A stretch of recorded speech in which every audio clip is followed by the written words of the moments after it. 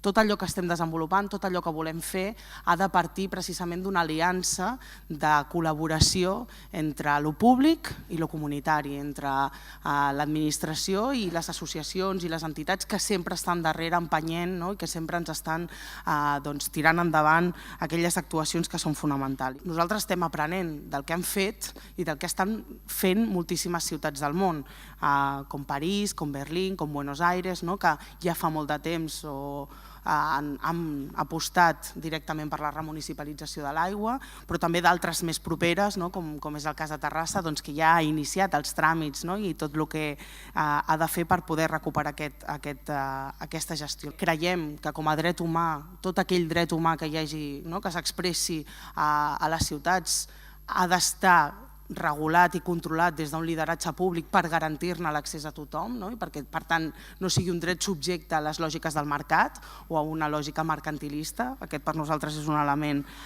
fonamental. No ha de ser tractat com una mercaderia, hem de participar per plantejar com volem gestionar l'aigua, sinó que també durant la gestió la ciutadania ha de poder tenir una veu activa en relació a com es decideixen els projectes, a com es decideix aquesta pròpia gestió.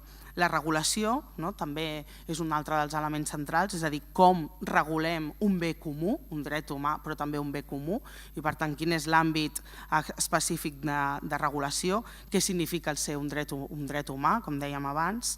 I com us deia, en el cas de Barcelona tot això ho estem fent en un context molt especial. Tenim una oportunitat generada per diferents elements que jo crec que són molt, molt importants. I una de les primeres coses que jo vull posar en valor és que és gràcies també al treball que hem fet des de l'inici d'aquest nou govern, hem aconseguit capgirar una tendència que s'estava consolidant des de feia massa anys. Des d'Aigua és Vida ho diem, ho repetim i avui ho tornaré a dir, que a Catalunya ja tenim 14 municipis que han remunicipalitzat.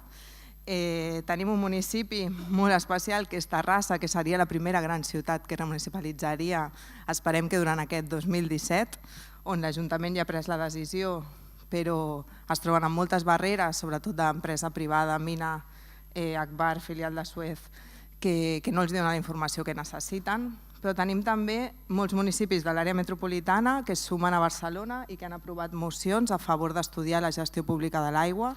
Tenim Santa Coloma de Gramenet, Santa Coloma de Cervelló, Badalona, Cerdanyola, Sant Vicenç dels Horts, Sant Boi, que també sumen aquesta onada creixent de començar a apostar per la gestió pública de l'aigua, i no només la gestió pública, sinó una gestió més democràtica i amb control ciutadà, i que també comencen a explorar aquestes noves vies que estan encara per construir a casa nostra, però que en moltes altres ciutats ja s'han construït.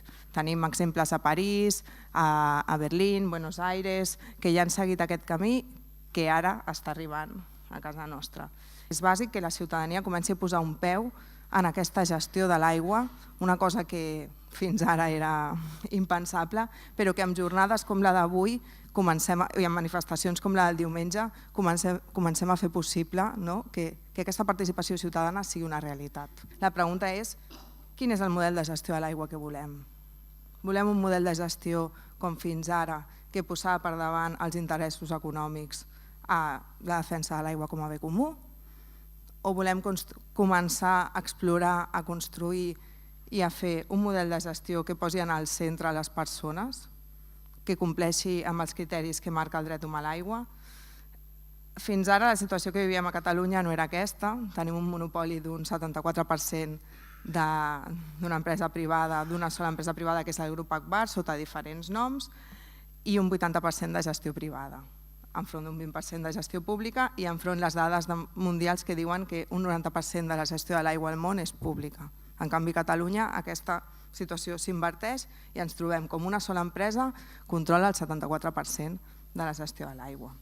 Creiem des d'Aigua és Vida que és el moment de començar a gestionar l'aigua amb uns altres criteris, amb els criteris que marca el dret humà a l'aigua, que són els criteris d'accés universal, d'equitat, d'assequibilitat, de sostenibilitat.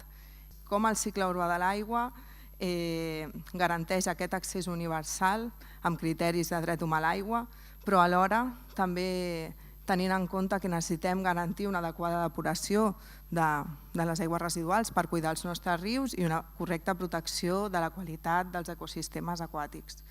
amb aquestes tres idees, no? Aquestes tres mantres que vagin ressonant, ens agradaria que avui poguéssim debatre sobre quina és la gestió del cicle urbà de l'aigua que volem construir.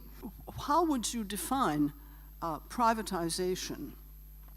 Actually, what it means is you make a market, a commercial market, out of something which was previously a service, a good which is a public good, like water, but you make something commercial out of it so that a profit can be made on it in a good capitalist spirit, right? A natural monopoly is a good or a service for which you cannot put two companies in the same water pipes. You can't put two trains of different companies on the same railway tracks.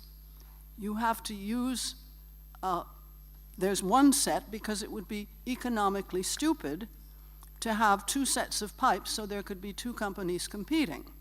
That's a natural monopoly, and that's what most goods that are now being privatized, but because of natural monopolies, cities, states, and national governments, for that matter, such as the government which runs the post office, have never thought about privatizing for a very long time.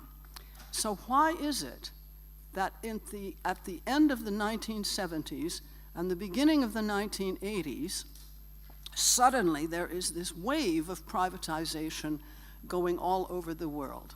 If I had to name one guilty person, the guilty person intellectually is Friedrich von Hayek, an Austrian economist who left Austria during the war and went to first Britain and then the United States, and he is considered the inventor of neoliberalism.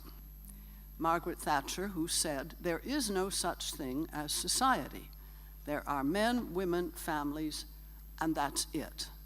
But there's nothing you could call society. So the whole idea of social cohesion, which progressives hold very dear, is ridiculous. There's no such thing as society. So how can you have social cohesion? I will say at the end why I think it's terribly important that Barcelona continue on the road that it has taken. But first, I think it's good if we all understand what water really is and why it is so important and why it should always be the first of product, I call it a product on purpose, that is taken back by the community. Yes, it's a human right, of course, I couldn't agree more. But there are also reasons which have to do with the very nature of capitalism and have to do with the fact that you should not allow a good like water to become private property under any circumstances. But water is rare and scarce. It's only about a maximum of about 2% of the water on the globe is fresh. The rest is salt water. So either you have to have a desalinization plant or you have to be very careful of the amount of water that you use. And it grows scarcer every year because our industrial systems are taking more and more. Our agriculture is taking more and more. Agriculture uses 70% of all of the water in the world for irrigation. Now, whether this is too much, too little, or what, this is another discussion. Probably you know about the Water Tribunal in Valencia, which has been regulating cases between people who are fighting over water since the 13th or 14th century. But a rare and scarce product is one which is going to be expensive. You can make it as it's indispensable. You can get along, you cannot get along without water. Everyone needs it every day. So that is another attribute for a capitalist product. You don't have to have meat every day, for instance. Some people don't eat it at all. But water, you can't not escape it. babies are 80% water. Your body is between 45 and 75% water. You have to replenish it or you die. With neoliberalism, we have a system in which, since Margaret Thatcher and Ronald Reagan took over, since the middle of the 1970s, in the middle of the 1970s, the shares of GDP, of gross domestic product, that went to capital and labor have shifted substantially. Economists can measure what portion of the country's income is going to capital and what portion is going to labor. In the mid-70s, labor meaning working people, salaries and wages, capital meaning rents, dividends, money you can make when you're sleeping. In the mid-70s, capital was getting 30% of GDP, labor was getting 70%. Now, the change is that labor is getting 10% less, it's down to 60% instead of 70%, and capital is receiving 40% or more. Now, that may sound like not a very big percentage, but that means that ordinary citizens have much less to spend in their pockets. If the share of labor has gone down by 10%, that means a cut on average for every citizen of 10% of what's in their pockets. And that means this is the average for Europe. It could be more in one country than in another. In France, it's about 58% that's going to labor and 42% to capital. So it goes way beyond water, and water is a terrific start. Maybe later Barcelona will think of a local currency. Perhaps because that increases purchasing power and it keeps money in the community. Instead of sending it right away, you get paid and then you buy something from China and that's that. So maybe you'll think about other sorts of taking over things that have been taken from you. And so I think we can think in very broad terms about this, but water is the best start you could possibly choose. And we have every reason to support Barcelona and to help if we can be of any help. And so I'm very grateful to you for your patience, and I hope that the whole day is extremely successful. Thank you. And in October 2005, AquaFed was established by these water companies with a specific purpose of lobbying on EU policy. In 2012, the EU Commission met with the European Services Forum more than 20 times, and in contrast, it had just one meeting with a trade union that represented services.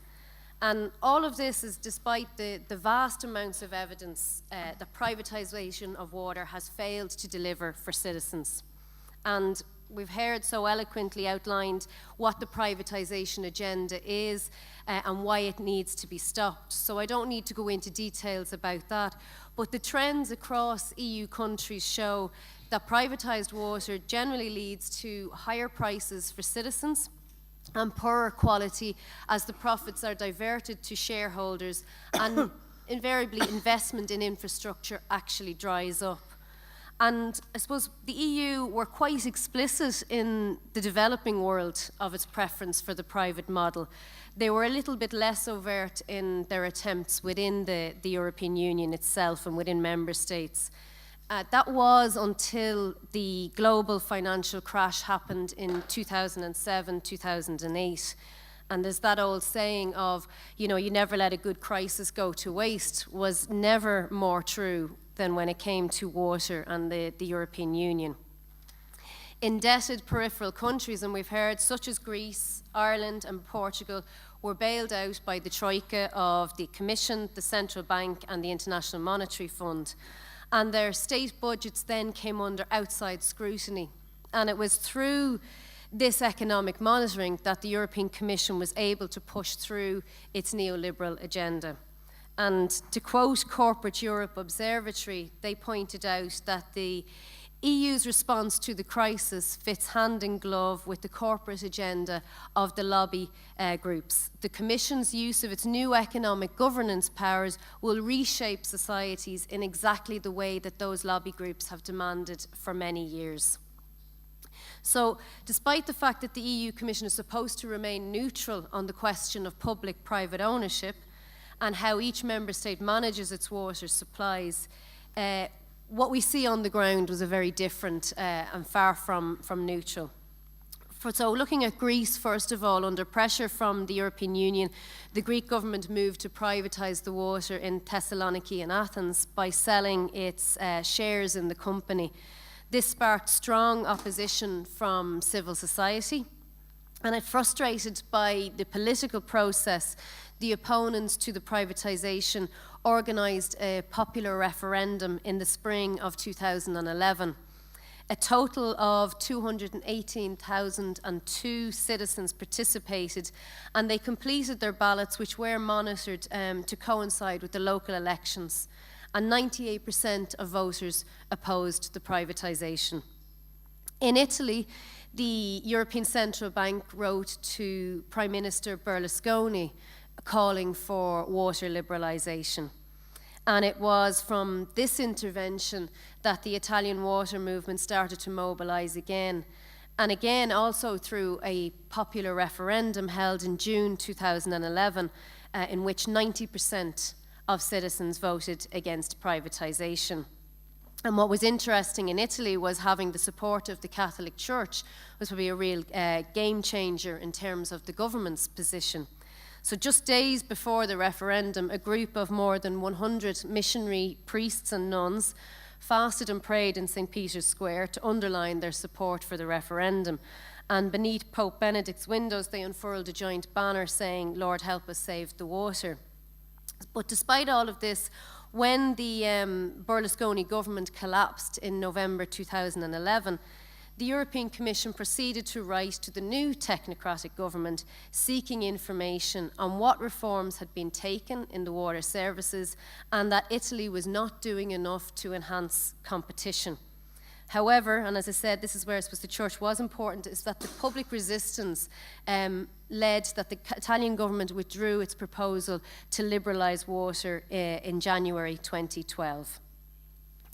In Ireland, there was a slight problem for the European Commission in pushing forward the privatisation agenda because, first of all, if you want to privatise water, in Ireland we have a unique system in which we pay for our water through general taxation, and there is no metering system, and it's very hard to privatise something if you can't commodify it. So in 2010, when the Troika came to town, they insisted that a metering programme be put in place and a single utility be established. Textbook for how then to sell it on in the future. So although at the time families were losing their homes, cuts were being made across the board to public services, the Irish government were instructed to use €500 million from its pension reserve fund to roll out a universal metering programme.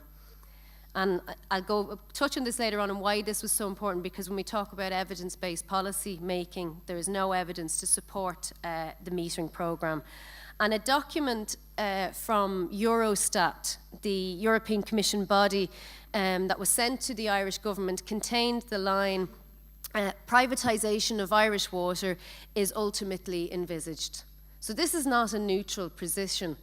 So despite the words of what the Commission says, they are very much anything but neutral when it comes to pushing privatisation. And I've provided these examples of water movements, I suppose, as way of background to the context in which the European Citizens' Initiative was launched in May 2012. I hope you seize the opportunity to reinvent water provision altogether, that you set out a vision for water that ensures that it is a human right, that it is managed by the people, for the people, and that a water service that is afforded the highest environmental protection, a water service that truly is a common good.